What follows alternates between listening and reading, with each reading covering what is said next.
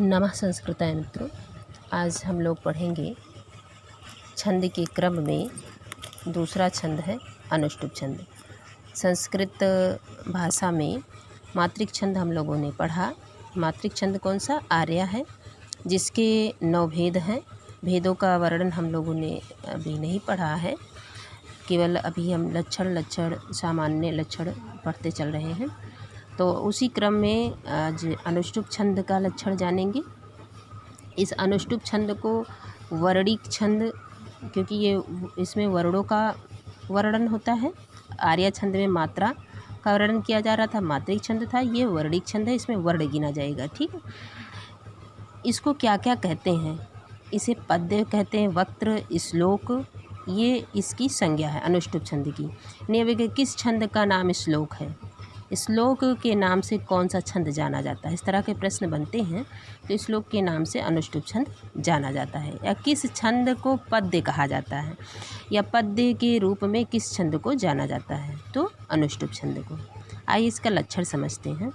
पंचमं लघु सर्वत्र, सप्तमं द्यु चतुर्थयोः, षष्ठं गुरुं विजानीयात् एतत् पद्यस्य लक्षणम्।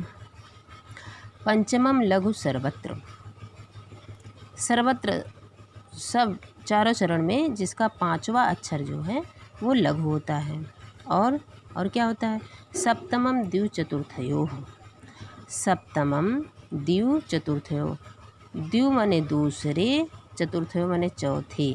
दूसरे और चौथे चरण में सप्तमम जो 7वां अक्षर होता है वो लघु होता है। षष्ठम गुरुम विजानीयाद एतत् पद्यस्य लक्षणम। और षष्ठम छठा अक्षर जो है वो गुरु होता है, ऐसा हमें जानना चाहिए। एतत् पद्यस्य लक्षणम, ये पद्य का लक्षण है, यानी यही अनुष्टुप छंद का लक्षण है।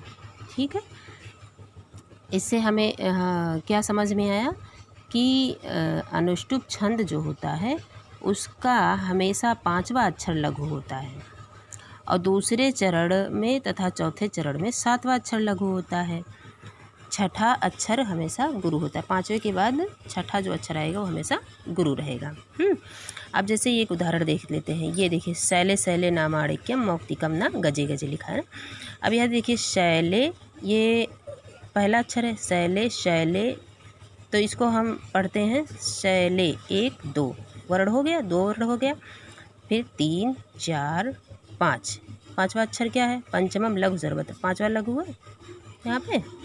ठीक है, तो 5वां लघु है, ये 5वां क्या है? लघु है।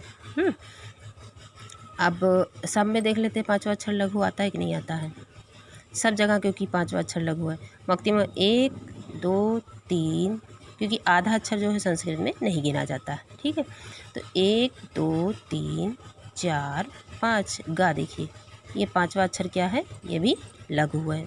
ठीक, और 5वें अक्षर के तुरंत बाद षष्ठम गुरु बीजानिया, देखिए छठा अक्षर ये भी गुरु है, और यहाँ पे ना के बाद माँ पे आ की मात्रा है, ये भी गुरु है। अब यहाँ पे देखिए साधवो, साधवो 1 2 3 4 5 ही ये लघु है। ठीक, ये क्या है? ये क्या है? ये भी लघु है।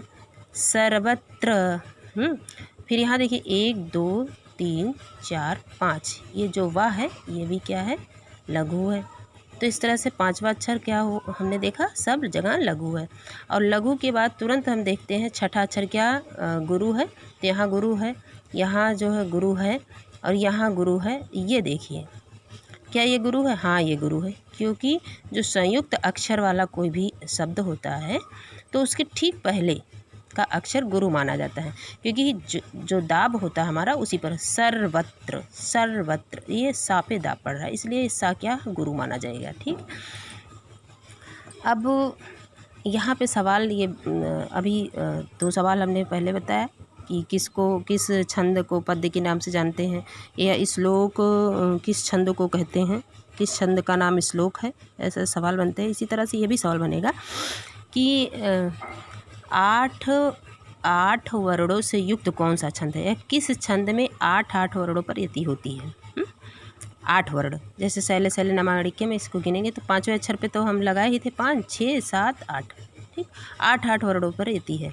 तो 8 गुणे 4 करेंगे तो 8 चौक 32 वर्ण हो जाएंगे। इस चारों चरण में कुल कितने वर्ण हो गए? 32 वर्ण हो गए। ठीक है, अब ये अनुष्टुप छंद के थोड़ी कहानी भी जान लेते हैं। देखिए ये अंतिम नीचे उदाहरण है, इसको आप लोग बनाना। माँ निषाद प्रतिष्ठाम त्वं गमः शाश्वती समाह यत् क्रौंच मिथुनादेकम अवधि काम मोहितम। ये हमारे आदि कवि महर्षि वाल्मीकि के मुखारविंद से निकला हुआ ये श्लोक है। अनुष्टुप छंद में यह श्लोक निकला था। ठीक है, और तभी से अनुष्टुप छंद लोक में आया, यानी लौकिक भाषा में आया। और अनुष्टुप छंद में ही रामायण की रचना हुई। चतुर्विंशत सहस्री संहिता के नाम से जिसे जानते हैं, वह भी अनुष्टुप छंद में लिखा गया है। अनुष्टुप छंद में भी महाभारत, महर्षि वेदव्यास जी ने महाभारत 1 लाख श्लोक से अधिक जिसमें है, ऐसे विशाल ग्रंथ की रचना अनुष्टुप छंद में ही हुई है। अनेक पुराण, उपनिषद, ये सब अनुष्टुप छंद में ही लिखे गए हैं। इसका विशाल भंडार हमारे संस्कृत साहित्य में उपलब्ध होता है। तो इस तरह से ये अनुष्टुप छंद बहुत ही आवश्यक भी है और साथ साथ में ये परीक्षा की दृष्टि से भी वेरी इम्पॉर्टेंट है। नमः संस्कृताय।